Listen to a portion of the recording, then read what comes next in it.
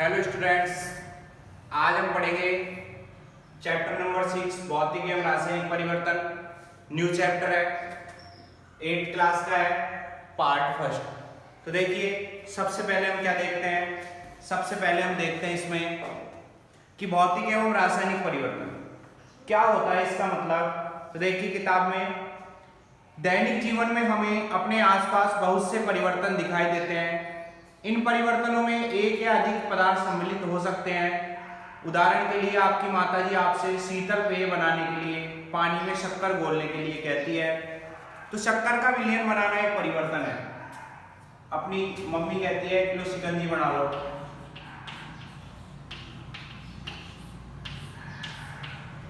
तो आप उसके अंदर पानी में चीनी मिला देते हो शिकंजी बनाने के लिए, तो ये भी एक क्या है, परिवर्तन ही होता है। दूध का खट्टा होना, दूध में खटाई आ जाती है जब आप उसमें दही डालते हो। खिंचा हुआ रबड़ बैंड किसी भी परिवर्तन को प्रदर्शित करता है। तो देखिए, परिवर्तन दो प्रकार के होते हैं, परिवर्तन दो प्रकार के होते हैं। पहला होता है भौतिक,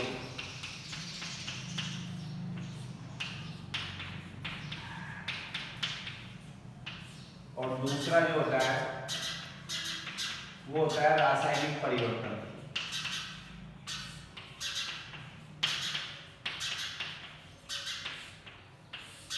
तो दो प्रकार के परिवर्तन जो है वो हम पढ़ेंगे। बहुत छोटा सा चैप्टर है, समझ में आ जाएगा। तो देखिए, पहला क्रियाकलाप दिया इसने, क्रियाकलाप 6.1।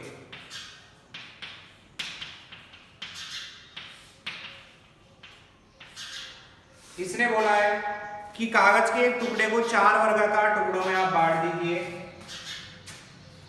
एक कागज का टुकड़ा लिया है आपने, उसको आपको 4 भागों में, बराबर भागों में जो है बांटना है।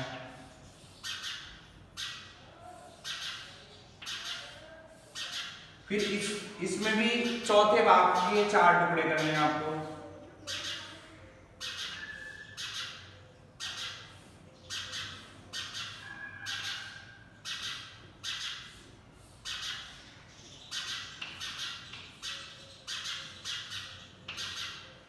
इस प्रकार से। तो ये क्या बोल रहा है, देखिए कि इन टुकड़ों को फर्श अथवा किसी मेज पर इस प्रकार लगाइए जिससे टुकड़े परस्पर जुड़कर कागज के टुकड़े का पूरा आकार ले लें। तो आप देखते हैं कि कागज के टुकड़े के गुण में कोई परिवर्तन नहीं होता, लेकिन इसके अंदर परिवर्तन हो जाता है कि आप इसको दोबारा से जोड़ नहीं सकते हो। ठीक है। दूसरा क्रियाकलाप आता है 6.2 कि अपनी कक्षा के चॉक बोर्ड के आसपास फर्श पर गिरे चॉक पाउडर को एकत्रित कर लें अथवा चॉक के एक छोटे टुकड़े का चूर्ण बना लें। इस पाउडर में थोड़ा जल मिलाकर पेस्ट बना लें और इसे चॉक के आकार में बेलकर सूखने दें। इसे चॉक के आकार में बेलकर सूखने हम जब देंगे तो क्या होता है, देखिए चॉक के आकार में जब आप इसको बेलकर सूखने दोगे तो ये चॉक का आकार ग्रहण कर लेता है। उसके बाद में आता है क्रियाकलाप नंबर 6.3।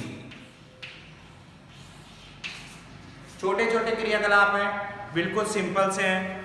कांच या प्लास्टिक के कटोरे में थोड़ी बर्फ लेंगे और बर्फ के थोड़े से भाग के पिघलने तक बर्तन को धूप में रखेंगे। तो अब आपके पास बर्फ और जल का मिश्रण होगा। कटोरे को हिमगारी मिश्रण में रख देंगे तो क्या बर्फ जो है दोबारा से जम जाएगी, यही होगा। और क्या होगा, तो बर्फ जो है दोबारा से जम जाएगी।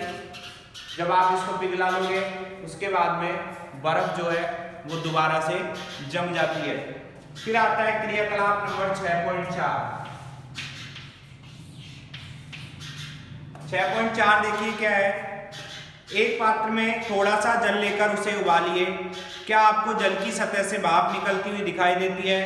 उबलते हुए जल से कुछ दूरी पर भाप के ऊपर किसी बर्तन को उल्टा रखिए तो हम देखते हैं कि बर्तन की जो सतह होती है, आप सब्जी बनाते हो तो सब्जी को ढकते हो तो बर्तन की जो सतह होती है उस पर भाप जम जाती है, पानी की बूंद। तो इसने वही प्रयोग करके बताया है। अगला आता है 6.5।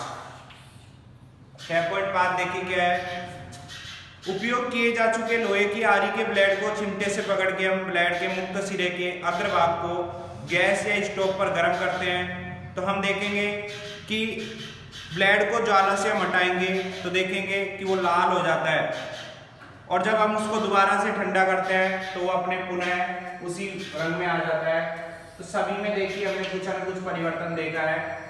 तो देखिए क्या होता है, कई तो ऐसे हुए जिनमें परिवर्तन हुआ पर दोबारा आप उस अवस्था प्राप्त नहीं कर पाए, और कई ऐसे थे जिनमें परिवर्तन हुआ तो हमने उस अवस्था को दोबारा से प्राप्त कर ली। तो देखिए आगे इसमें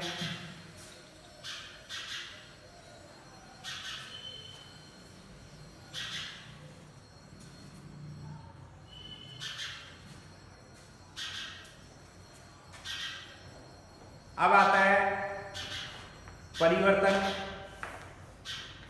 तो पदार्थ के आकार, आमाप, रंग और अवस्था जैसे गुण उसके भौतिक गुण कहलाते हैं। आकार, आमाप और अवस्था।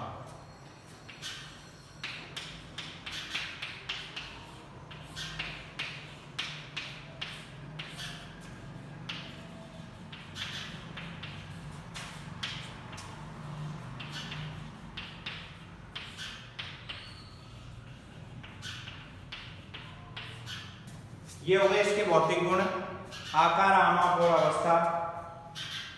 तो वह परिवर्तन जिसमें किसी पदार्थ के भौतिक गुणों में परिवर्तन हो जाता है भौतिक परिवर्तन कहलाता है। ऐसे परिवर्तन में कोई नया पदार्थ नहीं बनता है। भौतिक गुणों में परिवर्तन होना।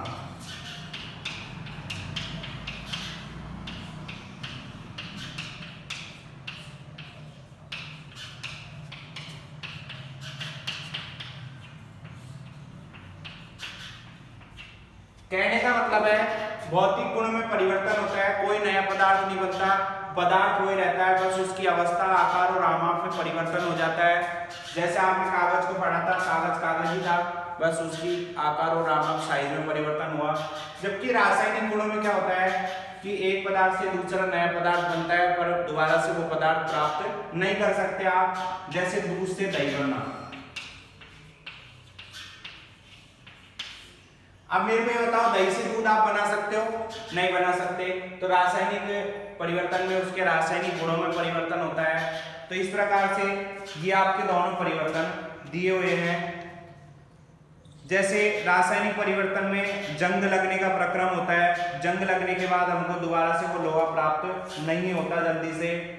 तो देखिए इसके लिए भी क्रियाकलाप 6.6 दे रखा है इसमें। तो क्या है, देखिए क्रियाकलाप 6.6 कि मैग्नीशियम की पतली पट्टी अथवा तार का टुकड़ा लेंगे हम, इसके सिरे को रेगमाल से साफ कर लेंगे, सिरे को मोमबत्ती की लो के पास लेकर जाएंगे तो यह चमकदार श्वेत प्रकाश देती हुई जलने लगेगी। पूरी तरह जलने के बाद कुछ श्वेत भस्म शेष रह जाती है। तो क्या भस्म जो होती है वो मैग्नीशियम के फीते जैसी होती है? नहीं होती। वो भस्म जो है वो मैग्नीशियम के फीते की जैसी नहीं होती है। भस्म का मतलब होता है राख। आपने एक मैग्नीशियम का फीता लिया, ये ले लिया, इसको रेगमाल से साफ किया और मोमबत्ती की ज्वाला में आप इसको जला रहे हो, ये जल जाता है और इसकी राख बन जाती है। राख बनने के बाद में क्या होता है कि ये मैग्नीशियम का फीता नहीं रहता है, राख हो जाती है। तो देखिए इसकी अभिक्रिया होती है, मैग्नीशियम जो है इसकी अभिक्रिया होती है Mg+O2, ऑक्सीजन की उपस्थिति में मैग्नीशियम जलता है तो MgO बनता है, यानी मैग्नीशियम का ऑक्साइड बनता है। तो मैग्नीशियम का जो ऑक्साइड होता है ये मैग्नीशियम का ऑक्साइड, इसका हम लिटमस परीक्षण भी कर सकते हैं। तो भस्म को एकत्रित करके इसमें जल की कुछ मात्रा मिलाएंगे हम। तो देखिए क्या होता है, मिश्रण का लाल और नीले लिटमस पत्र से जब हम परीक्षण करेंगे तो हमको क्या प्राप्त होता है, देखिए कि भस्म को जल में घोलने पर यह नया पदार्थ बनाती है। तो इस परिवर्तन को हम निम्नलिखित समीकरण के द्वारा बता सकते हैं। अगर आप इसको बताओगे तो इस भस्म को MgO, इसको H2O के साथ मिलाया आपने तो ये बनेगा MgOH2, मैग्नीशियम हाइड्रोक्साइड, ये मैग्नीशियम ऑक्साइड, ये मैग्नीशियम हाइड्रोक्साइड। तो आपने इसको जल के साथ मिलाकर और इसमें जो काम किया।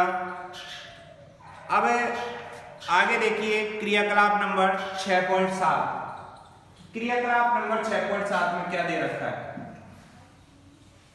देखिए क्रियाकलाप नंबर 6.7 देखिए, ये आपको कॉपी में काम करना है, सारा क्रियाकलाप भी करने हैं, सब क्रियाकलाप मैंने आपको समझा दिए हैं। अब आता है क्रियाकलाप नंबर 6.7,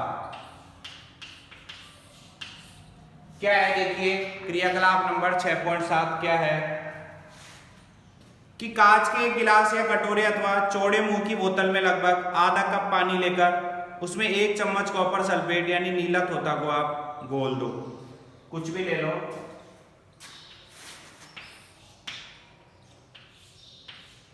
आधा गिलास इसमें पानी ले लिया और इसमें नीला तोता कॉपर सल्फेट ये बोल दिया। अब देखिए आप क्या करते हैं, इसमें कॉपर सल्फेट घोलने के बाद में देखिए इस विलियन में तनु सल्फ्यूरिक अम्ल की कुछ बूंदे मिला दिया आपने, तनु सल्फ्यूरिक अम्ल मिला दिया,